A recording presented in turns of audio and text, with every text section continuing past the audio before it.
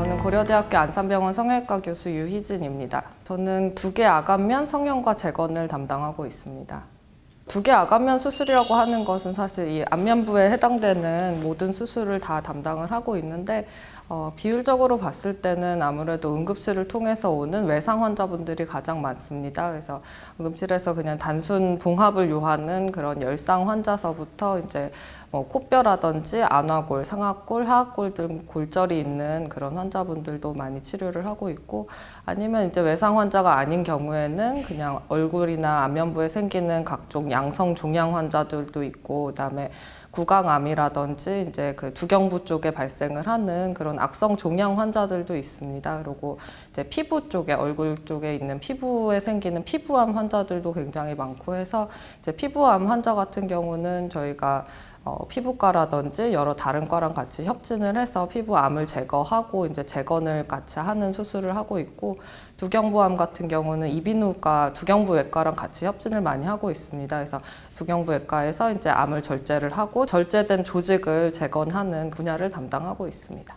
새로운 질환이 생겨나는 것은 아니기 때문에 수술 방법의 방법이 이렇게 크게 차이가 나지는 않습니다. 근데 이제 최근 들어서 그 4차 산업혁명이 의료 쪽에도 많이 이제 영향을 미치고 있습니다. 그래서 저희 같은 경우는 이제 3D 프린팅이라든지 증강현실 같은 그런 기술을 좀 의학에 접목하려는 노력을 많이 하고 있고, 그래서 두경부 암 재건을 할 때도 이제 그 임플란트라든지 재건에 필요한 그런 재료들을 이제 3D 프린팅으로 제조를 해서 조금 더 수술에 걸리는 시간도 단축시키고, 그다음에 수술을 효율을 상승시키는 그런 방향을 많이 하고 있고, 증강현실 같은 경우는 제가 개인적으로 좀 관심 있고 연구를 하고 있는 분야인데, 현실 기술을 접목을 하게 되면은 이제 CT 영상 자료라든지 이런 것들을 환자 얼굴에 직관적으로 이렇게 정합을 시켜서 영상을 확인을 할 수가 있습니다. 그래서 수술의 효율성도 조금 더 높일 수 있고, 이제 정확도도 향상을 시킬 수 있는 그런 장점이 있어서 그쪽으로 조금 계속 관심을 가지고 연구를 하고 있습니다.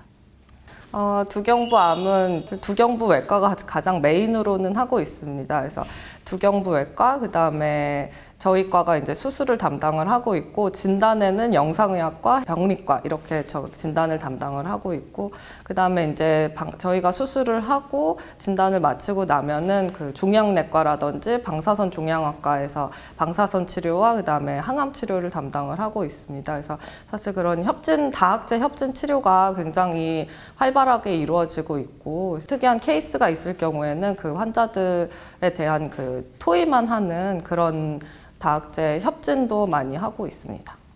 네, 유리 피판술 같은 경우는 이제 서람이라든지 인후두 부분이 이제 그 조직이 제거가 되고 나면 그 부분을 저희가 재건을 해야 됩니다. 그렇게 하기 위해서는 어디선가 원위부에서 이제 조직을 떼어 오게 되는데, 그 조직이 그냥 조직만 떼서 갖다 붙인다고 그 조직이 생존을 하지는 않습니다.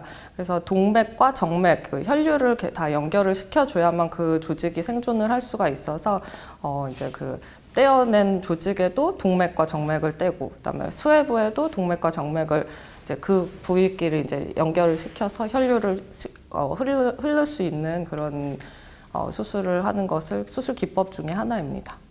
어려운 점보다는 굉장히 긍정적인 점이 많습니다. 아까도 말씀드렸다시피 이제 여러 의사들이 한 환자에 대해서 상의를 하고 협진을 하기 때문에 제가 혼자 고민하는 것보다 이제 다른 여러 선생님들과도 활발히 상의를 할 수가 있고, 수술방에서 직접 이제 미리 상의되지 않은 환자도 고민이 될 경우에는 이제 수술하다가도 이렇게 협진을 의뢰할 수가 있고, 그래서 굉장히 긍정적인 면이 많고 저희 안산병원의 큰 장점이라고 생각합니다. 아시안에서는 흔하다고 알려져 있지만은 특정한 원인은 밝혀져 있지 않습니다. 그래서 유전적인 소인도 굉장히 많이 작용을 하지만 환경적인 요인도 작용을 하는 것으로 알려져 있습니다. 완전한 정상화는 쉽지는 않습니다. 그래도 이제 구순 9개월이라는 게 이제 갈라져 있는 입술이 갈라져 있어서 외형적으로 사실 굉장히 보기가 안 좋은 그런 환자들이 많은데, 그리고 9개월 같은 경우는 이제 입천장이 갈라져 있음으로 인해서 구강과 비강이 연결되어 있고, 그럴 경우엔 이제 식사를 하면서 그 음식물이 역류한다거나 아니면 중이염이 좀 자주 발생을 한다거나 그런 문제들이 있어서 이제 닫아주는 수술을 하게 되는데 뭐 이렇게 외관적으로 완벽할 수는 없지만 그래도 그렇게 안 좋은 모양보다는 훨씬 더 기능적으로나 미용적으로나 좀 더 개선된 그런 외형을 가질 수 있게 도와주는 게 저희의 역할이라고 생각을 합니다.